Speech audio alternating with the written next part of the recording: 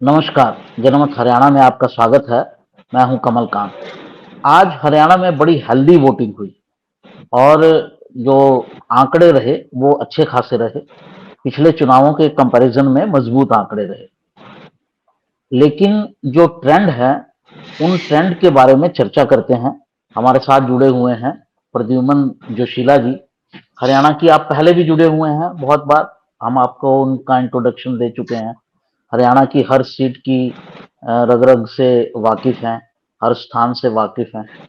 तो आज जो वोटिंग जिस पैटर्न पर हुई और उसमें क्या इशारे मिल रहे हैं, इसे लेकर हम उनसे चर्चा करेंगे। प्रद्युमन जी, आपका स्वागत है। जी धन्यवाद। सभी दर्शकों को नमस्कार, राम राम। राम राम जी, जी आपको भी राम राम और दर्शकों को भी राम राम। प्रद्युमन जी, एक एक करके हम शुरू करते हैं कि किस सीट पर कैसा प्रभाव रहा और क्या उम्मीद लगती है, विश्लेषण करेंगे। हम कोई एग्जिट पोल नहीं दे रहे हैं, हमारा कोई एग्जिट पोल हमने किया भी नहीं है, ना हम दे रहे हैं। लेकिन हर सीट जी पर जिस तरह से वोटिंग के ट्रेंड हुए, उनका हम एक तरह से विश्लेषण करेंगे। और पिछले दिनों में जिस तरह से राजनीति चली और जो उठाव और पटकाव जो हरियाणा की राजनीति में आया, उसे देखने के बाद आज फाइनल डे जो डी डे था, उस पर क्या हुआ, इन सब विषयों पर चर्चा करेंगे। तो पहली सीट ले लेते हैं प्रद्युमन जी, अंबाला की। क्या लग रहा है अंबाला सीट पर? देखो, अंबाला लोकसभा सीट पर भी इस बार कांटे का मुकाबला दिखाई दे रहा है। पहले ऐसी संभावनाएं थी कि यहां से कुमारी शैलजा चुनावी मैदान में उतरेंगी या कोई और, लेकिन क्योंकि टिकटों पर आज हम बहुत ज्यादा चर्चा नहीं करेंगे, अब तो चुनाव के वोटिंग भी लगभग जो है हो चुकी है। अगर सही मायने में देखा जाए तो अंबाला लोकसभा क्षेत्र में इस बार बड़ी कांटे की टक्कर दिखाई दे रही है। किसान आंदोलन के बाद यहाँ का मतदाता ना केवल अंबाला का बल्कि पूरे हरियाणा प्रदेश का मतदाता बड़ा जागरूक होता हुआ दिखाई दे रहा है। और इस सीट पर जिस तरह से वोटिंग हुई है, उस हिसाब से ये कहा जा सकता है कि हार जीत लाखों में ना होकर के हजारों में ही होगी। जी किसका आपको पलड़ा किसका भारी लग रहा है? जो मैं सुन रहा था, वो एक पक्ष का कहना था कि मोदी जी की रैली के बाद यहाँ पर जो थोड़ा सा मुकाबला दिख रहा था, वो फिर थोड़ा सा टिल्ट हो गया बीजेपी के फेवर में। आप कितना सहमत हैं इससे? देखो, जो अंबाला लोकसभा क्षेत्र है वो, उसमें शहर हरियाणा प्रदेश में सबसे ज्यादा उसी में आते हैं।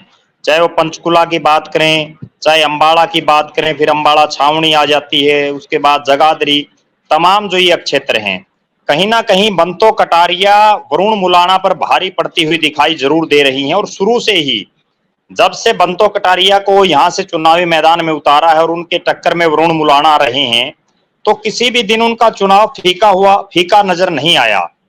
और लग ऐसा ही रहा है कि आखिर तक जो आज से 2 महीने पहले जो चीजें सोच रहे थे हम, धीरे धीरे उसमें ऊपर नीचे उतार चढ़ाव होता रहा, लेकिन आखिरकार वही जो 2 महीने पहले जो सिनेरियो था, वहीं पर अटक करके बात आ गई है। तो प्रधानमंत्री जी आपको ने भी लगता यहाँ है रैली कि की, कांग्रेस के भी जो बड़े नेता हैं उन्होंने यहाँ रैलियां की, और यहाँ कुमारी शैलजा ने बहुत ज्यादा प्रचार जो है वरुण मुलाणा के लिए नहीं किया।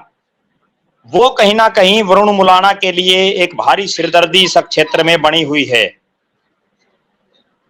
वो जी तो इस पर ये एक पूरा अलग चर्चा का विषय है कि ना जी हुड्डा गुट के लोग शैलजा के चुनाव में गए, ना हुड्डा गए। और शैलजा जी और उनके गुट की तरफ से भी जो हुड्डा गुट के लोग खड़े हुए थे, उनको सपोर्ट नहीं किया गया। ये तो साफ साफ एक जी मतभेद वहां जो है, मतभेद भी और मनभेद भी दिखाई दे रहा था। तो जी एक तरह से इस बार भी क्या आपको लगता है कि मोदी फैक्टर ने कहीं ना कहीं काम किया है हरियाणा में? देखो, इस बार जो है 2-3 चीजें बड़ी उभर करके सामने आई। टिकटें बंटने से पहले और चुनाव होने से पहले मोदी जी की बड़ी हवा थी और कांग्रेस बड़ी डाउन दिखाई दे रही थी। उसके बाद जब कांग्रेस पार्टी ने टिकटें बांटी, तो फिर हालात ये बनी कि एकदम से कांग्रेस चुनावी मैदान में आ गई। लेकिन चूंकि सत्ता पक्ष हो, उसका जो आखिरी के 5-6 दिन होते हैं, उसमें इस तरह का धुआंधार प्रचार प्रसार रहता है कि वो विपक्ष को अपनी आंधी में उड़ा ले जाता है। और वही सीन ना केवल अंबाला में बल्कि हरियाणा प्रदेश की हर लोकसभा क्षेत्र में यही चीज हुई है। आखिरकार जो भारतीय जनता पार्टी है, जो सत्तारूढ़ है केंद्र में भी और हरियाणा प्रदेश में भी, उसने जो उन्होंने मेहनत की है उसका रंग 4 तारीख को दिखाई देगा एक बार फिर से, ऐसा लग रहा है। जी, दूसरी सीट की बात करते हैं, कुरुक्षेत्र की। जी जो वहां के स्थानीय पत्रकार कुछ जानकारी दे रहे हैं, उनका कहना जी है कि जबकि मेरा यहाँ पर थोड़ा सा डिफरेंट विश्लेषण है। वो ये है कि क्योंकि फाइट जी 3 तरफा है और सुशील गुप्ता जी का और अभय चौटाला जी का जो वोट बैंक है वो लगभग सिमिलर वोट बैंक है, तो जितनी जी उसमें सेंध लगेंगी उतना नवीन जी जिंदल को फायदा होगा। आपका क्या कहना है इसमें? जी देखो, मेरी जो रिपोर्ट है और जो मैं वहां घूमा भी हूं उसके मुताबिक मुझे ऐसा लग रहा है कि वहां भारतीय जनता पार्टी के प्रत्याशी दोनों ही प्रत्याशियों पर भारी पड़ते हुए दिखाई दे रहे हैं। जिस तरह से उनकी जो मैनेजमेंट थी, क्योंकि सुशील गुप्ता और अभय सिंह चौटाला के पास जो वोट बैंक है वो दोनों ही सेम ही है। जितना अभय सिंह चौटाला वहां उभरे उतना सुशील गुप्ता को वहां नुकसान हुआ। दूसरी बड़ी बात, नवीन जिंदल की सीट की प्रतिष्ठा प्रदेश के मुख्यमंत्री नायब सिंह सैनी से भी जुड़ी हुई है। और एक बहुत बड़ी बात जो मैं बताऊं वो ये है कि ये जो कुरुक्षेत्र कैथल का जो इलाका है, यहाँ जिंदल परिवार ने अपने पर्सनल खर्चे पर भी लोगों के सार्वजनिक और निजी बहुत से काम किए हुए हैं, जिसका कहीं ना कहीं नवीन जिंदल को इस चुनाव में कई सालों बाद जब वो दोबारा सक्रिय हुए हैं तो भी फायदा मिलता दिखाई दे रहा है। जी, जी तीसरी सीट करनाल की डिस्कस कर लेते हैं पहले। जी हालांकि अगर नंबरिंग में देखा जाए तो तीसरी सीट सिरसा पड़ती है, उसको इसके बाद करते हैं डिस्कस। और तो करनाल में क्या सीन लग रहा है? वहां वो भी बड़ी प्रतिष्ठा की सीट है, मनोहर लाल खट्टर वहां खुद लड़ रहे हैं। देखो, करनाल की सीट पर निवर्तमान मुख्यमंत्री चुनाव लड़ रहे हैं, उसके बावजूद एक 30-32 साल के युवा ने उनके पसीने छुड़ा दिए और चुनाव प्रचार के जो आखिरी 10-12 दिन थे उसमें मनोहर लाल खट्टर जी को अपनी लोकसभा क्षेत्र तक उन्होंने सीमित कर दिया। उससे पहले खट्टर साहब पूरे हरियाणा प्रदेश में प्रचार और प्रसार कर रहे थे। पहले वो यहाँ अपनी जीत को बड़े लाखों वोटों के जीत के मार्जिन को मान के चल रहे थे, लेकिन वो मार्जिन बहुत कम हो चुका है। इस सीट पर बेशक दिव्यांशु बुद्धि राजा भारी प्रत्याशी हों, बेशक नए चेहरे हों, उसके बावजूद करनाल की जनता ने उनका चुनाव लड़ा है। और आज का भी एक वाक्य मैं आपको बताऊं, किसी गांव में जब किसी पोलिंग बूथ पर मनोहर लाल जी गए हुए थे तो वहां भी जो कांग्रेस के कार्यकर्ता थे उन्होंने जो है दिव्यांशु बुद्धि राजा के नारे वहां लगाए। तो कहीं ना कहीं ऐसा लग रहा है कि इस सीट पर मुकाबला कांटे का है, लेकिन मनोहर लाल जी क्योंकि बड़ा नाम है और मोदी जी का भी फैक्टर कहीं ना कहीं काम कर रहा है, कांग्रेस के पास कोई बहुत बड़ा चेहरा मोदी जी के मुकाबले में नहीं है, तो उसका फायदा मनोहर लाल जी को मिलेगा। और दिव्यांशु बुद्धि राजा ने अपनी जबरदस्त उपस्थिति इस सीट पर दिखाई है। दिव्यांशु बुद्धि राजा जी के अलावा भी कांग्रेस के पास ऑप्शंस थे, तो उन ऑप्शंस जी जो कि बड़े नाम हो सकते थे, तो उसको लेकर जी आपका क्या कहना है? क्यों कांग्रेस ने वहां किसी बड़े नाम को या जो दूसरे ऑप्शंस थे, विकल्प थे, उनको ट्राई नहीं किया? देखो, इस बार कांग्रेस पार्टी ने हरियाणा में चौधरी भूपेंद्र सिंह हुड्डा को पूरी तरह से फ्री हैंड दिया हुआ था और हुड्डा साहब ने ही अपने हिसाब से तमाम टिकटें बांटी हैं। दिव्यांशु बुद्धि राजा उनके खासम खास लोगों में शामिल थे। वो पहले एनएसयूआई के अध्यक्ष थे, उसके बाद युवा कांग्रेस के भी हुड्डा साहब की तरफ से उनको चुनाव लड़ाया गया और वो प्रदेश अध्यक्ष बने। कहीं ना कहीं दिव्यांशु बुद्धि राजा को उतार करके रोहतक और सोनीपत में राजनीतिक रूप से बड़ा फायदा चौधरी भूपेंद्र सिंह हुड्डा को और कांग्रेस पार्टी के प्रत्याशियों को हुआ है। और वही फायदा उठाने के लिए उन्होंने करनाल से जो है गोहाना के दिव्यांशु बुद्धि राजा को चुनावी मैदान में उतारा। इससे सोनीपत का भी फायदा हो गया और बुद्धि राजा क्योंकि जी ब्राह्मण हैं, ब्राह्मणों का भी लाभ जी हो गया, और क्योंकि पंजाबी ब्राह्मण हैं तो पंजाबी समुदाय का भी कुछ ना कुछ लाभ मिल गया, तो मल्टीपल जी उनको इसके बिल्कुल। लाभ मिले। एक बात और की जा रही है, जी आपने ये बात उठाई तो मुझे ध्यान आ रही है। एक जी ये कहा जा रहा है, ये थोड़ी एक अफवाह कह लीजिए या एक चर्चा है अंडर द नीचे की एक चर्चा जी है कि भूपेंद्र सिंह हुड्डा ने सारी सीटें ऐसी बांटी हैं और इस तरह से बांटी हैं कि कहीं ना कहीं उसका जी लाभ उनको रोहतक में हो जाए और रोहतक में उनके बेटे की सीट जो है वो सेफ हो जाए। इस बात को आपने भी कहा कि सोनीपत में उसका लाभ हो और ब्राह्मण समुदाय में थोड़ा लाभ हो। इसी तरह से एक ये कहा जाता है कि जो एक टिकट दिया गया राव दान सिंह को, उसका भी कारण ये था कि कोसली में उनको लाभ हो जाए। जेपी को भी देने का ये कारण था कि उनकी गोत्र के जो वोट हरियाणा महम साइड में पड़ते हैं उसका उनको लाभ हो जाए। तो ये क्या एक सीट को बचाने के चक्कर में फंस गए हुड्डा साहब? उसमें सबसे बड़ी बात जो है वो है राज बब्बर को टिकट दिलाना। राज बब्बर को जिस तरह से उन्होंने टिकट दिलाई और उसके बाद राव इंद्रजीत जब अरविंद शर्मा के लिए वोट मांगने आए तो उन्होंने राव इंद्रजीत के लिए वोट मांगते समय कोई बहुत ज्यादा जोर नहीं लगाया, ना ही कोई इस तरह की भावनात्मक अपील उन्होंने वोटरों से की जैसा वो अक्सर पहले के चुनाव में करते रहे हैं। और उसका सीधा सीधा फायदा दीपेंद्र सिंह हुड्डा को हुआ और कोसड़ी का जो मतदाता राव इंद्रजीत के कहने से वोट डालता है वो कहीं ना कहीं सोचने पर मजबूर जरूर हुआ होगा। तो निश्चित रूप से चौधरी भूपेंद्र सिंह हुड्डा ने, चाहे वो सोनीपत की टिकट हो, करनाल की हो, गुड़गांव की हो, भिवानी महेंद्रगढ़ की हो, ये चारों टिकटें इस हिसाब से अपने लोगों को बांटी जिसका सीधा सीधा फायदा रोहतक में दीपेंद्र सिंह हुड्डा को मिल सके। जी, तो जो फर्स्ट प्रायोरिटी थी उनकी कि मेरा बेटा चुनाव जीतना चाहिए, बाकी बाद में देखा जाएगा। चलिए अगली सीट की जी बात कर लेते हैं, सिरसा की। उसका सिरसा में क्या स्थिति उसका लग भी रही है?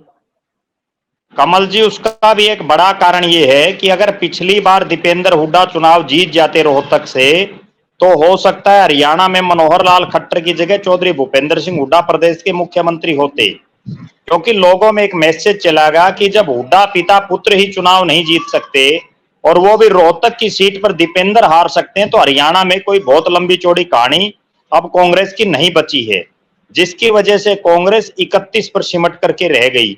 अगर वही दीपेंद्र हुड्डा रोहतक से चुनाव जीत जाते तो हो सकता है कांग्रेस 31 की बजाय 40 पर चली जाती और बीजेपी 40 से 31 पर आ जाती। इस बार जी उनको हर हालात में रोहतक की सीट जीतनी है, उसके लिए पिछले 3 महीने से पिता पुत्र दीपेंद्र हुड्डा की जो धर्मपत्नी है वो भी और चौधरी भूपेंद्र सिंह हुड्डा की जो धर्मपत्नी आशा हुड्डा, पूरा परिवार जो है जी जान से जुटा हुआ है और उसका परिणाम 4 तारीख को पता चलेगा कि उनकी मेहनत कितनी कामयाब होती है। जी जी, सिरसा सीट की बात कर लेते हैं। ये एक और सीट है जो कांग्रेस के जी पक्ष में जाती हुई दिख रही है। तो क्या आपका क्या कहना है जिस हिसाब से वोटिंग हुई है? आज भी सिरसा में जो आंकड़े आए उसमें पिछले चुनाव में भी सबसे ज्यादा वोटिंग सिरसा में हुई थी, 76%। और इस बार भी लगता है फिर सिरसा में ही सबसे ज्यादा वोटिंग होगी, क्योंकि अभी तक जितने वोट पड़े हैं उनमें सबसे ज्यादा वोट सिरसा में ही पड़े हैं। देखो, सिरसा लोकसभा क्षेत्र में वोटिंग के मामले में भी पहले नंबर पर रहने की उम्मीद है। दूसरी बड़ी बात जो आज वहां वोटिंग के दौरान निकल करके और उभर करके सामने आई, जिन कुमारी शैलजा को हम ये मान करके चल रहे थे कि वो हरियाणा प्रदेश में सबसे बड़ी जीत मार्जिन से जीत हासिल करेंगी, लेकिन एकाएक चाहे वो डेरों के द्वारा समर्थन की बात। आप बता रहे थे कि आप सिरसा की सीट की बात कर रहे थे कि शैलजा की हम सबसे बड़ी जीत मानकर चल रहे थे, लेकिन डेरों के समर्थन पर आप रुक गए थे। तो वहीं से स्टार्ट कीजिए जी एक बार फिर से। सिरसा सिरसा लोकसभा क्षेत्र में हम पहले ये मान करके चल रहे थे कि कुमारी शैलजा हरियाणा में सबसे ज्यादा मार्जिन से जीतेंगी, लेकिन जी पिछले 5-6 दिन के जिस तरह के घटनाक्रम वहां हुए, चाहे वो योगी आदित्यनाथ का आना, डेरों के द्वारा समर्थन करना और उसके बाद कुमारी शैलजा के लिए प्रियंका गांधी का आना, ये तमाम इस तरह के समीकरण इस लोकसभा में बन गए आखिरी समय में। अब ऐसा लग रहा है कि यहां भी बड़ा कांटे का मुकाबला दिखाई दे रहा है। और आज मेरी जहां जहां बात हुई है इस क्षेत्र में, वहां से यही सूचना मिल रही है कि यहाँ कुमारी शैलजा को अशोक तंवर बड़ी कांटे की टक्कर देते हुए दिखाई दे रहे हैं। जी। अच्छा, तो आपको लगता है कि सिरसा सीट भी का फैसला भी जो है वो बहुत कम मार्जिन से होगा और किसी भी पक्ष में जा सकता है?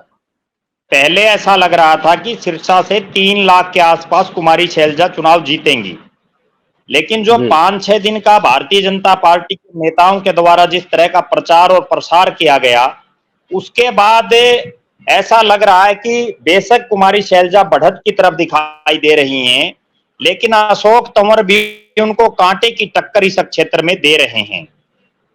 जी, ठीक है, तो इसको इस तरह से लेके चलते हैं कि बहुत कांटे की टक्कर है। एज हालांकि शैलजा जी को है, लेकिन रिजल्ट किसी भी तरफ हो सकता है, कुछ अप्रत्याशित भी हो सकता है। अगली सीट की बात करते हैं हम, हिसार जी। पे आते हैं। तो हिसार में तो जी। पूरा चौटाला परिवार ही एक तरह से लगा हुआ था। देवीलाल के पुत्र रणजीत चौटाला, उनकी पौत्र वधु, दो पौत्र वधु, वो, और जेपी भी उन्हीं के ही राजनीति में प्रशिक्षित, उन्हीं के ही साथ जुड़े हुए रहने वाले थे। तो चौटाला उन्हीं की परिवार की ही नर्सरी लड़ाई है पूरे, उन्हीं की उन्हीं की नर्सरी के नर्सरी फूल की थे पौध वो। है। जी। हाँ, उन्हीं की नर्सरी के पौधे। तो वहां क्या स्थिति बन रही है? देखो, हिसार लोकसभा में आज एक बड़ी अप्रत्याशित बात जो देखने को मिली, चौधरी देवीलाल का जो वोट बैंक था उसमें से लगभग ज्यादा से ज्यादा आज अप्रत्याशित रूप से चौधरी रणजीत सिंह चौटाला की तरफ डाइवर्ट होता हुआ दिखा, और जिसकी अच्छा। संभावना शुरू से ही लग रही थी। आज बहुत से ऐसे ग्रामीण बूथ थे जहां जेजेपी और इनेलो का किसी समय अच्छा प्रभाव था, लेकिन आज वहां उनके भी बूथों पर जो है झोड़े झंडे उठाने वाला कोई आदमी नहीं दिखा। और बहुत से नेताओं के जो जेजेपी के हों या इनेलो के हों, उन्होंने मुझे खुद भी बताया पर्सनली तौर पर कि हम भी जो है, क्योंकि ये लड़ाई अब चौधरी देवीलाल के परिवार की प्रतिष्ठा की आ गई है, तो हम तमाम राजनीतिक मतभेदों को भुलाते हुए चौधरी रणजीत सिंह को अपने वोट डालेंगे। अब ये तो गांव एक, में या शहरों में बहुत से ऐसे बूथ भी रहे जहां जेजेपी और इनेलो का कोई आदमी दिखाई नहीं दिया। कहीं ना कहीं जो चौधरी देवीलाल के परिवार का वोट बैंक है वो रणजीत सिंह की तरफ आज यहां खिसकता हुआ दिखाई दिया। दूसरी बड़ी बात यहां जो दिखी हिसार लोकसभा क्षेत्र में, शहरों के कई जगहों पर बूथों पर जयप्रकाश जेपी का झोला उठाने वाले भी नहीं दिखाई दिए। और एक अप्रत्याशित बात मैं जो बताऊं वो ये रही कि 3 विधानसभा क्षेत्रों जहां से जयप्रकाश जेपी को जीत की बड़ी भारी उम्मीद थी, उचाना, उकलाना और नारनौंद, उनमें अभी तक वोटिंग कम हुई है। पिछले चुनावों के बजाय अभी तक जो आंकड़ा आ रहा है वो अन्य विधानसभा क्षेत्रों के बजाय वहां धीमी गति से वोट पड़ रहे हैं, जिसका कहीं ना कहीं नुकसान जयप्रकाश जेपी को इस लोकसभा चुनाव में हो सकता है। ये जी। तो एक आप नए ट्रेंड की ओर इशारा कर रहे हैं, क्योंकि अभी तक जी। तो माना जाता था कि चौधरी देवीलाल की जो विरासत है उसे हम्म। या तो ओम प्रकाश चौटाला जी और उनका परिवार कैरी कर रहा है, या फिर जी। अब अजय सिंह और उनका परिवार। अब ये एक तीसरे रणजीत सिंह जो अब तक थोड़ा पीछे थे इस दौड़ में, जी। वो उभर जी। कर आगे आ गए हैं, और इसका ये पूरा बात असर आज जो है। हर जगह देखने को मिली, और ये चर्चाएं पिछले 4-5 दिन से बड़ी तेज गति से चल रही थी कि जयप्रकाश जेपी कहीं तीनों चौटालाओं को ना हरा दे। इसके लिए जो इनेलो और जेजेपी का जो वोट बैंक है या जो चौधरी देवीलाल के परिवार से जो लोग जुड़े हुए हैं वो आखिरकार एकजुट हो सकते हैं। और जब ये 4 तारीख को परिणाम आएगा तब पता भी चल जाएगा कि जेजेपी और इनेलो के प्रत्याशियों को कितने वोट मिले हैं। जी। जी, चलिए अगली सीट की बात करते हैं, लेकिन ये बड़ी हरियाणा की राजनीति में बड़ी अप्रत्याशित घटना होगी, इसके क्योंकि अलावा इससे। इसके अलावा एक बड़ी बात और उभर करके ये आई कि उचाना हल्का जहां चौधरी रणजीत सिंह को बड़ा कमजोर माना जा रहा था, वहां से इस तरह के वीडियो गांव से आ रहे हैं कि वो लोग रणजीत सिंह के अग्रिम जीत की बधाई देने के लिए अपने बूथों पर ही जो है लड्डू बांट रहे हैं, जिसके वीडियो तक भी आ चुके हैं। तो कहीं तो ना ये कहीं यहाँ जी जी जी बोलिए, आप अपनी बात पूरी कीजिए। कहीं ना कहीं ऐसा लग रहा है कि इस सीट पर आखिरकार जिस चीज की 2 महीने पहले जो चीज लग रही थी, और उसके बाद जब जयप्रकाश जेपी को टिकट मिली तो एकदम से उनका चुनाव उठ गया था, लेकिन आखिरकार जो 2 महीने पहले जिस परिणाम की आशंका थी वही होता हुआ यहाँ दिखाई दे रहा है। दर्शकों, मैं आपको एक चीज जी थोड़ी यहाँ स्पष्ट कर दूं। वैसे तो आप जानकार लोग हैं सभी कि जो हिसार और उसके आगे का इलाका है, हिसार, सिरसा, नॉर्थ भिवानी तक का, मान लीजिए अभी जो इन्फ्लुएंस की सीटें हैं, जींद जिला, ये जिला जो है वो चौटाला परिवार के इन्फ्लुएंस का एरिया माना जाता है। और इसी एरिया में से ही जी पिछली बार जेजेपी को 10 सीटें मिली थी। और अगर रणजीत सिंह चौटाला इसमें एक बड़े लीडर बन के उभरते हैं, तो ये आने वाले विधानसभा चुनाव में उनके रणजीत सिंह चौटाला की लेगेसी को भी आगे ले जाने का काम करेगा, या वो देवीलाल की लेगेसी बनकर आगे निकलेंगे। और इसका लाभ बीजेपी को भी हो सकता है, क्योंकि बीजेपी इस पूरे एरिया में कमजोर है, और चौटाला परिवार के साथ जुड़ने का उनको एक विशेष लाभ हो सकता है। इस पर आप क्या कहेंगे प्रद्युमन जी? देखो, ये निश्चित रूप से एक बार पहले भी हमने एक डिस्कस की थी कि हिसार लोकसभा क्षेत्र में राजनीतिक वारिस जो चौधरी देवीलाल का कौन होगा, उस चीज का फैसला भी हिसार की जनता करेगी। और उस दिन मैंने एक बात कही थी कि राजनीतिक वारिस कौन होगा वो तो 4 तारीख को जब परिणाम आएंगे तब पता चलेगा, लेकिन जो उसकी पहली सीढ़ी है वो चौधरी रणजीत सिंह ने पार कर ली, क्योंकि चौधरी रणजीत सिंह को बीजेपी जो एक राष्ट्रीय पार्टी है, देश की सबसे बड़ी पार्टी है और सत्ता में है, उसने अपना प्रत्याशी बनाया है।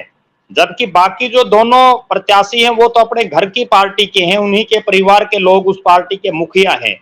तो कहीं ना कहीं चौधरी देवीलाल की जो राजनीतिक विरासत की लड़ाई है, उसकी पहली सीढ़ी को पार करने में रणजीत सिंह आज से 2 महीने पहले जो है कामयाब हो गए थे। अब जब 4 तारीख आएगी तो उसके बाद ये तय कर लेगी हरियाणा की जनता भी। और मेरे पास जो एक सूचना आ रही है बड़ी विश्वस्त सूत्रों से, वो ये है कि अगर रणजीत सिंह हिसार का रण जीतने में कामयाब हो जाते हैं तो भारतीय जनता पार्टी जाट और किसान वर्ग में उनके चेहरे को आगे करके अगला विधानसभा का चुनाव लड़ सकती है। जो मेरे पास जानकारी आ रही है वो ये है कि उनको केंद्र में मंत्री बनाया जा सकता है। जी बिल्कुल, तो केंद्र में मंत्री भी बनाया जा सकता है, और वो मंत्री बना करके उनके चेहरे पर किसान और जाट वर्ग में वोट मांगने का काम भारतीय जनता पार्टी करेगी। ये नई पॉलिटिकल डेवलपमेंट, काफी मेजर डेवलपमेंट हो रही है ये। इस पर नजर रखने की जरूरत जी होगी और नई चीजें उभर सकती हैं। अगली सीट की बात करते हैं प्रद्युमन जी। अगली सीट भिवानी महेंद्रगढ़। कहीं ये सीट जी पे बीजेपी पिछड़ी हुई दिख रही थी, लेकिन जो रैली हुई प्राइम मिनिस्टर की नारनौल में, उसने लगता है कि जी कुछ इक्वेशन चेंज कर दिए हैं। क्या कहना है? देखो, इस लोकसभा क्षेत्र में चौधरी धर्मवीर सिंह खुद राजनीति के बड़े खिलाड़ी हैं। हालांकि पिछली बार वो बिना वोट मांगे यहाँ 4 लाख से ऊपर वोटों से जीत गए थे, लेकिन इस बार मुकाबला कांटे का दिखाई दे रहा था। लेकिन जो ही नरेंद्र मोदी जी की रैली हुई, यहाँ सब कुछ बदल करके उसने रख दिया। अब जो भिवानी और दादरी के जो 5 हलके हैं उनमें तो इस बात की एक होड़ सी मच गई कि भिवानी की प्रतिष्ठा को बचाना बहुत जरूरी है। दूसरा, जिस तरह से उन्होंने चौधरी बंसीलाल जी की प्रशंसा की, कहीं ना कहीं चौधरी बंसीलाल जी के परिवार का जो वोट बैंक है उसको चौधरी धर्मवीर सिंह की तरफ डाइवर्ट करवाने में मुझे ऐसा लग रहा है कि नरेंद्र मोदी जी कामयाब हो गए हैं। इसके अलावा यहाँ जो हरियाणा प्रदेश की सरकार में वित्त मंत्री हैं जेपी दलाल, उन्होंने भी उस लोहारू क्षेत्र में पिछले 20 दिन में बड़ी मेहनत की, जहां एक समय ऐसा लग रहा था कि राव दान सिंह 30 से 40 हजार वोटों से लोहारू में धर्मवीर सिंह को हराएंगे। लेकिन उनकी मेहनत का ये नतीजा है कि आज धर्मवीर सिंह का पलड़ा लोहारू में भारी कहीं ना कहीं दिखाई दे रहा है। जी प्रद्युमन जी, इस पूरी कॉन्स्टिट्युएंसी में बंसीलाल के परिवार का एक रोल रहा है, और उनकी जो अभी पॉलिटिकल वारिस एक तरह से कही जा सकती हैं, जी किरण चौधरी, जो जिनकी पुत्री टिकट की दावेदार थी, उनका क्या रोल जी देखते हैं आप? क्या रहा रोल उनका? इस इस लोकसभा की एक खास बात मैं दर्शकों को बताऊं, जब से ये पार्लियामेंट बनी है भिवानी सीट, अब इसका नाम भिवानी महेंद्रगढ़ हो गया है, जिसमें महेंद्रगढ़ को जोड़ दिया गया है। इसमें जब से सीट बनी है 1991 के चुनाव को छोड़ दो, तब चौधरी बंसीलाल जी ने अपने खासम खास एक शख्स को टिकट दी यहां से। उसके अलावा हर बार चौधरी बंसीलाल के परिवार ने इस लोकसभा सीट से चुनाव लड़ा, चाहे चौधरी बंसीलाल ने लड़ा हो, चौधरी सुरेंद्र सिंह ने लड़ा हो, उसके बाद श्रुति चौधरी ने लड़ा हो। ये पहला मौका है जब बंसीलाल के परिवार की टिकट इस क्षेत्र से काट दी गई, और उसका सीधा सीधा नुकसान राव दान सिंह को होता हुआ दिखाई दे रहा है। क्योंकि श्रुति चौधरी की माताजी किरण चौधरी ने एक प्रेस कॉन्फ्रेंस में भी ये बात कही कि उनको कोई तवज्जो नहीं दी जा रही। जब राहुल गांधी, ये लोकसभा सीट एक और मायने में भी बड़ी खास हुई कि यह दोनों पार्टियों के जो बड़े नेता हैं, चाहे नरेंद्र मोदी हो और चाहे राहुल गांधी हो, दोनों ने यहां अपने अपने प्रत्याशियों को जिताने के लिए जनसभाएं की। इसके अलावा इस सीट पर केंद्र में जो रक्षा मंत्री हैं राजनाथ सिंह, उन्होंने भी रैली की। तो बड़ी हॉट सीटों में ये सीट शामिल रही। और आखिरकार किरण चौधरी के जो समर्थक हैं, बेशक किरण चौधरी कांग्रेस में हो, लेकिन उन्होंने कहीं ना कहीं चौधरी धर्मवीर सिंह का साथ और समर्थन देने की जो है अंदर खाते सुगबुगाहट कई दिन से यहां दिखाई दे रही थी। और जब 4 तारीख को परिणाम आएगा तो वो सबके सामने भी दिखाई देगी। आप जी एक बात, इस बात को थोड़ा रिपीट करें कि आप, क्योंकि आपकी आवाज कट गई थी, कि किरण चौधरी जो हैं, उन्होंने पूरी तरह से समर्थन नहीं किया उनका, रावदान सिंह का, और ये बात नजर मैं ये आएगी कह रहा हूं, रिजल्ट्स के अंदर, ऐसा ही कहा?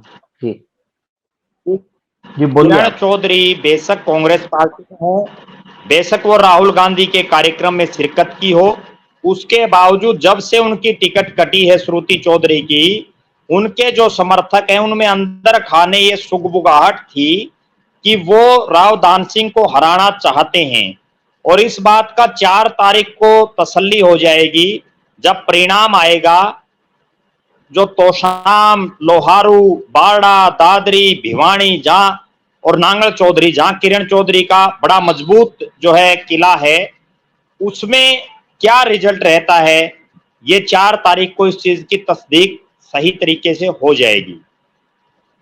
जी चलिए, जी एक और हॉट सीट की चर्चा कर लेते हैं। थोड़ी बहुत ही चर्चा उस पर जी हो भी गई है, रोहतक सीट की। रोहतक में क्या लग रहा है जी आपको? क्योंकि वहां देखो अरविंद शर्मा जो हैं, वो फाइट तो अपनी पूरी जी जान लड़ाकर दे रहे हैं। देखो रोहतक लोकसभा सीट को चौधरी भूपेंद्र सिंह हुड्डा का परिवार हर हालात में जीतना चाहता है। दूसरी तरफ भारतीय जनता पार्टी 2024 के विधानसभा चुनाव में तीसरी बार सरकार बनाने के लिए रोहतक की सीट पर हर हाल में हुड्डा परिवार को हराना चाहती है। लेकिन अरविंद शर्मा जिस तरह से 5 साल में उन्होंने इलाके की जनता के उस स्तर पर शुद्ध नहीं ली जिस स्तर पर एक सांसद को लेनी चाहिए, ना वो 5 साल में कोई बड़ा प्रोजेक्ट इस इलाके की जनता को दिला पाए। दूसरी बड़ी बात, उनके जो बीजेपी के बड़े नेता, चाहे मनोहर लाल खट्टर हों, चाहे मनीष ग्रोवर हों, तमाम नेताओं से मतभेद सार्वजनिक रूप से कई बार दिखाई दिए। इन सब चीजों का खामियाजा अरविंद शर्मा को इस सीट पर भुगतना पड़ेगा।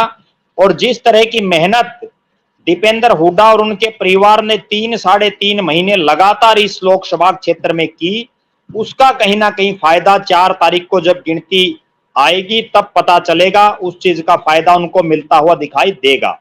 यहाँ एक सबसे बड़ी बात जो जिसका हमने पहले भी जिक्र किया, वो यही रही कि कोसड़ी के मतदाताओं को और जो अहिर मतदाता हैं, चाहे वो झज्जर में हो, बादली में हो, उन जो अहिर मतदाताओं को इस बार कोई लंबा चौड़ा संदेश देने में राव इंद्रजीत ने हिचकिचाहट दिखाई। उन्होंने कोई जबरदस्त संदेश अपने समर्थकों को नहीं दिया। जिसका नुकसान अरविंद शर्मा को होगा।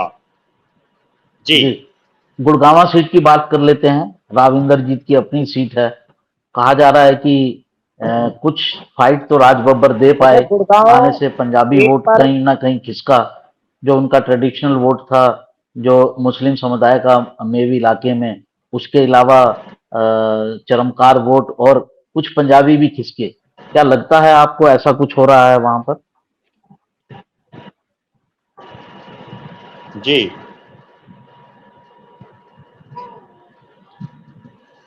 जी मेरी बात आप प्रद्युमन जी शायद सुन नहीं गुड़गांव पाए। मैं उसको रिपीट करता हूँ। रिपीट करूं क्या? जी सुनो, गुड़गांव लोकसभा सीट पर पहले जो दिखाई दे रहा था कि राव इंद्रजीत बड़ी आसानी से जीत जाएंगे और बड़ा लंबा मार्जिन उनका होगा, लेकिन इस बार ये तय है कि उनका मार्जिन घटेगा। और राज बब्बर ने फाइट देने की पूरी कोशिश की। आज जो एक दुखद घटना भी गुड़गांव लोकसभा क्षेत्र में हुई, जब जी वहां से जो बादशाहपुर के वर्तमान विधायक हैं राकेश दौलताबाद, उनका आकस्मिक निधन हो गया। परमात्मा उनकी आत्मा को शांति प्रदान करे। वहां की लोकसभा क्षेत्र में अगर देखा जाए तो राव इंद्रजीत ही राज बब्बर पर भारी दिखाई दे रहे हैं, बेशक मार्जिन कम रहे। जी, अंतिम सीट की भी बात कर, अभी वैसे दो सीटें हैं, दोनों की बात करेंगे। जी फरीदाबाद सीट पर क्या लग रहा है आपको? वहां पर भी टक्कर, बीच में बहुत हल्ला हो गया था कि बहुत एकदम से कांटे की सीट बन गई है। क्या अंत तक कांटे की सीट रही क्या, या क्या आपको लगता है इसमें? देखो, फरीदाबाद लोकसभा सीट पर जब कृष्णपाल गुर्जर पिछली बार पूरे देश की जो 3 सबसे बड़ी जीतें थी उनमें शामिल थे, 6 लाख से ऊपर वोटों से जीते थे, ऐसा इस बार कुछ दिखाई नहीं दे रहा। महेंद्र प्रताप सिंह ने बड़ी कांटे की टक्कर देने का प्रयास किया है।